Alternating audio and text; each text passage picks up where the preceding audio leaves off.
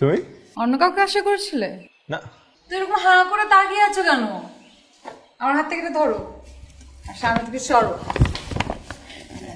আচ্ছা, আজকে আমি আসবো, তুমি ভুলে গিয়েছিলে? আরে না, ভুলবো কেন? তুমি আজকে আমাকে সারাদিনে একটা ফোন কেন দিলে না? আমি পড়াশোনা করছিলাম, সামনে কয়েকটা চাকরির ইন্টারভিউ আছে তো তাই। হয়েছে।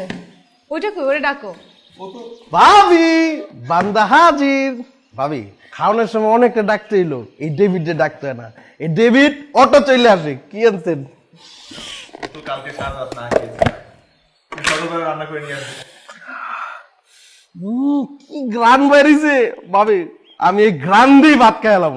তরকারি নষ্ট করা যাবে না, তরকারি এটা কালকের জন্য রেখে দিছি, কালকে এই তরকারি দেখাম। আর কি আছে ভাবি? এটা তো ভাত না, এটা তো পোলাও।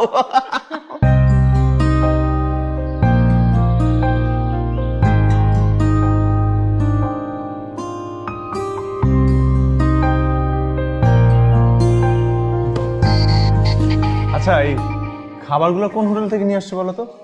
কি মানে, আমি এত কষ্ট করে বাজার করলাম আর রান্না করার সময় মাকে লাইনে রেখে রান্না করলাম, আর তুমি এই কথা বলছো? তুমি রান্না করেছো এগুলা? আমি তো জানতামই না যে তুমি এত ভালো রান্না করো। কেন জানলে কি করতে? মানে তোমার বাসায় কাজের বউ হিসেবে নিয়োগ দিতে?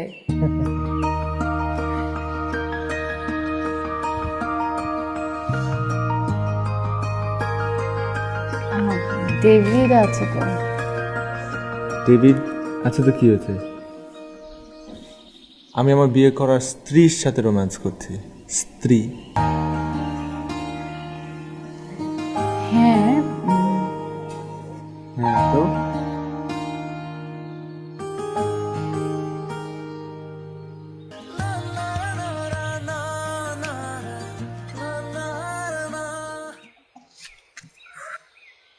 কি কি হয়েছে? এখানে বসো, এখানে বসো, এখানে বসো। বেশি খারাপ লাগছে? না না, তেমন। আসলে একটু খারাপ লাগছে। আজকে আমার চলে যায়, আরেকদিন আসবো। ঠিক আছে, চলো। কিন্তু তোমার কি এরকম আজকেই প্রথম হলো নাকি আগেও এরকম হয়েছে? ছোটবেলায় মাঝে মধ্যে হতো, আবার ঠিকও হয়ে যেত। আমার মনে হয় একজন ভালো ডক্টর দেখানো উচিত তোমার।